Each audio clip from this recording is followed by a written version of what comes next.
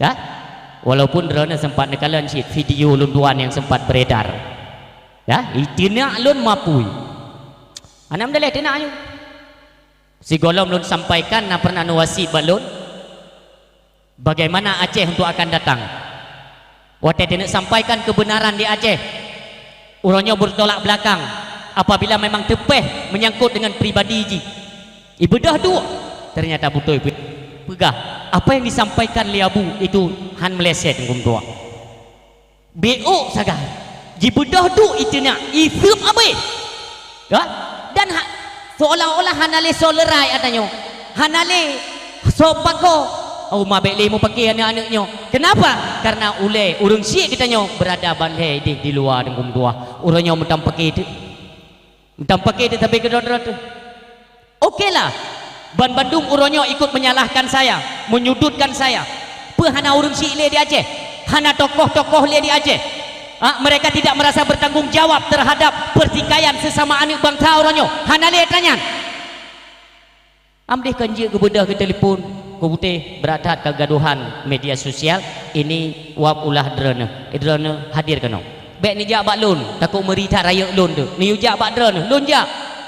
Ilun pikirkan rencana untuk membuat bumbu-bumbu pertikaian, bumbu permusuhan di tengah-tengah bangsa lun yang mulia. Hana tujuan.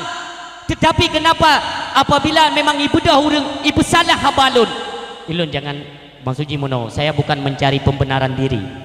Bek tang-tang pu yang kali huronyo terjadinya, ilun lo tarik lun yang betul kenyan habar dengan dua. Kenapa watai kenang pribadi tepeh kanan bu ibu dah duk isiup lun. Ipat di Banda Aceh ipegat konser ubi raya tepeh dengan agama sona budah hoka bang talun hoka tokoh-tokoh Aceh. Apakah kalian tidak nampak bahwa itu adalah kemungkaran mandum tengap karena tepeh dengan agama tapi tepeh kanan bu kabudah dua kata nak lu hanam daleh tak ulah mukanya kan hana nalom di Aceh tenang. Nah yang kun bak komentar yang hana beut tengkunyan idron yang na beut pi hana ule adam dek kamu mupom cara komentar beuk itanyo yang kaji ke toko bagaimana bisa mentakwilkan kejadian atau perkataan seseorang tanpa klarifikasi nyo kecewa lu tuan tangyo kecewa. Contoh daba dalam kantor ketanyo yang mulia dah kantor Dewan Parlemen Banda Aceh atau di Kabupaten Pirin. Wate takalan sabuh kejadian perang mulut dalam parlemen antara Dewan dengan ketua atau dengan gubernur.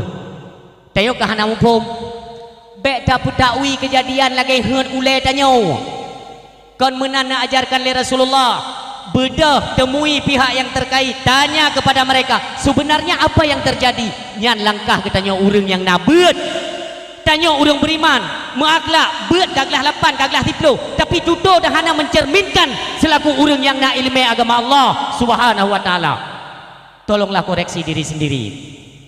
Wateni tenak ne kejam lun nekeun barang kapu ne fikir lun bengeh hana bengeh dengkum tua karena lun depa kulil haqqa walau kana murran. Apa yang menjadi landasan drone hai tengku ne pegah itu adalah penyampaian kebenaran. Lun pegah tentang TikTok urung silun. Hino na